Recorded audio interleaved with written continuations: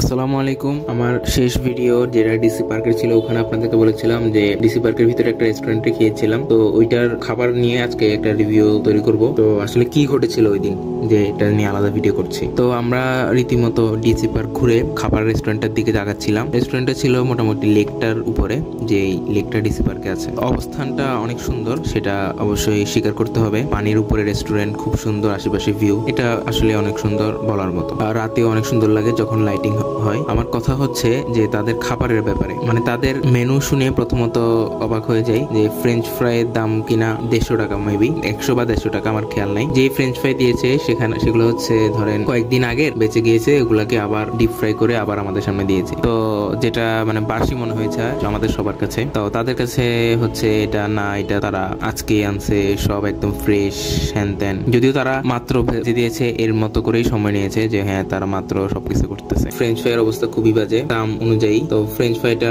Soup দিয়েও try করেছি, but বাসি তো বাসি, স্যুপ দিয়ে খান আর পানি দিয়ে খান। তারপরে তাদের স্যুপ যেটা অর্ডার দিয়েছিলাম, স্যুপের প্রাইস ছিল মেবি 120 টাকা। আমরা যে খাবারগুলো খেয়েছি সবগুলোর মধ্যে স্যুপটাই ভালো ছিল, অন্তত বাসি না, আর টেস্টটা ঠিক আছে। যেহেতু এখানে গলাকাটা দাম রাখবে, এটাই স্বাভাবিক। তো ওই গলাকাটা দাম অনুযায়ী স্যুপটা ঠিক আছে, স্বাদও ঠিক আছে। বাকি স্যুপ ট্রাই করতে পারেন যদি আপনাদের মনে হয় 120 টাকা জাস্টিফাই করে স্যুপের দাম হিসেবে, আপনারা ট্রাই করতে পারেন। বাট বলবো যে ফ্রেঞ্চ ফ্রাইয়ের অবস্থা খুবই জঘন্য। তো আমরা যেহেতু ট্রাই করেছি এই জন্য বলেছি। আর স্যুপটা মেইনলি হচ্ছে মাশরুম থাকে, কয়েক পিস পেয়েছি, মেবি ক্যাপসিকাম না সরি টমেটো ছিল। আবার আমার ভাগে মাশরুম একটু বেশি পড়েছিল। আমার কাজিন এবং আমার ভাই যারা খেয়েছিল ওদের মধ্যে আবার 2টা না 3টা মাশরুম ছিল। আই ডোন্ট নো এটা কিভাবে জাস্টিফাই করে আর কি, তাও মানুষজন খাচ্ছে। মানে একটা খারাপ এক্সপিরিয়েন্স আর কি যাকে বলে। মোটামুটি আমি এখন পর্যন্ত যতগুলো রিভিউ করছি ওখানে এত বাজে খাবার কখনো খাই নাই, তবে আজকে খেলাম।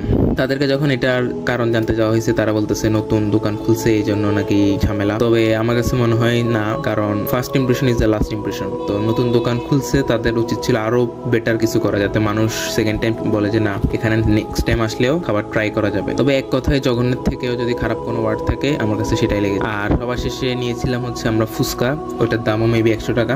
9 পিস ফুচকা দেয়, সাথে তেঁতুলের টকটাও একেবারে মানে টকের যে দিছে এটা মনে হচ্ছে না, মনে হচ্ছে পানির মধ্যে টকটা দিয়ে তুলে ফেলছে এরকম। তাও নিলাম। নেওয়ার পরে যেটা আপনার ফুচকার ভিতরে যে পুরটা থাকে আর কি, ওই বুটটাও নষ্ট হয়ে গেছে, একদমই টেস্ট নাই, একটু হালকা হালকা গন্ধ পাচ্ছিলাম। এখন তাদেরকে যাই বুঝে না কেন, তারা এক কথাই বলে না তারা সব আজকে আনছে। আমার কথা হচ্ছে avoid this restaurant in DC park. আপনাদের বেশি বেশি খেতে হয়, ট্রাই করবেন ডিসি পার্ক থেকে বের হয়ে শহরের মধ্যে কোথাও খেতে। যেহেতু ডিসি পার্কটা একটু শহর থেকে বাহিরে, তো চেষ্টা করবেন বন্ধু বান্ধব বা ফ্যামিলির সাথে খেতে হলে শহরের দিকে গিয়ে কোনো রেস্টুরেন্টে খেতে, ওখানকার খাবার ভালো পাবে। তবে ডিসি পার্কের যে এক্সপিরিয়েন্স, দেখতে শুনতে খুবই সুন্দর, তবে খাবারের ব্যাপারে বলবো একদমই রেকমেন্ড করার মতো না, একদমই না, একদম জিরো। আবার বলছি যে আমার খাবারের দোষ ধরার কোনো ইচ্ছা নাই, তবে এমন খারাপ এক্সপিরিয়েন্স হয়েছে যার কারণে দোষ না ধরে পারতেছি না। আপনাদেরকে সতর্ক করার জন্য ভিডিওটা করা। দেখা হবে অন্য কোনো ভিডিওতে। আল্লাহ হাফিজ।